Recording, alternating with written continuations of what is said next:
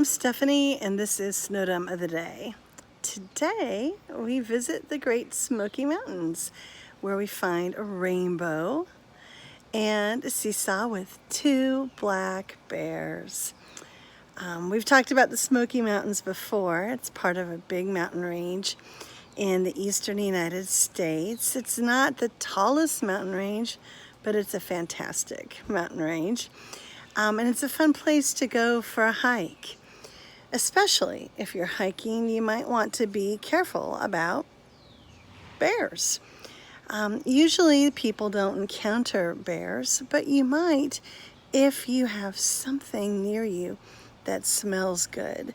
Specifically, something that smells tasty to a bear. So, humans that have been camping or eating a picnic might want to secure the leftovers or the food that they're saving for the next day somewhere where the bears cannot reach it or might have a harder time detecting it, such as up in a tree or in some kind of large container with a bear-proof lid.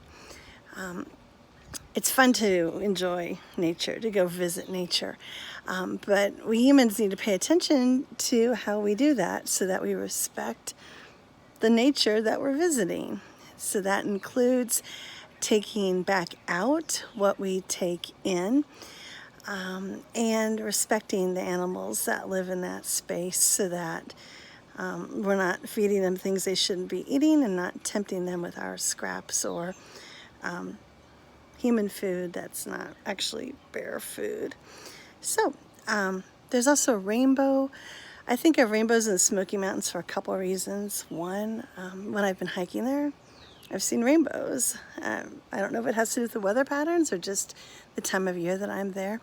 But also, when you are looking at the streams of water and maybe you're lucky and there's fish jumping in the water, sometimes the way the light hits that water, you see a rainbow in the water. And if you're with one Jackie Corbin, he might be trying to fish on your hike and he might be trying to catch rainbow trout, which are also a tasty treat for the bears.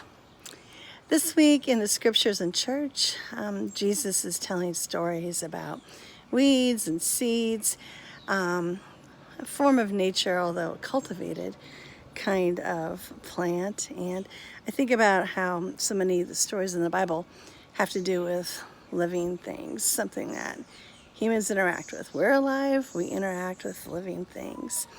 And I think about our call to care for the planet, to care for living things and be respectful of living things. So this week, I'm going to try to live with care. I'm going to take care of the garden here at the house. And I'm going to finish eating up a batch of kale that I was given, a living thing that grows really well in the summer here in Nebraska. I hope you have a good day. I hope you are able to think about where you find rainbows and how it is that you help to care for God's creation.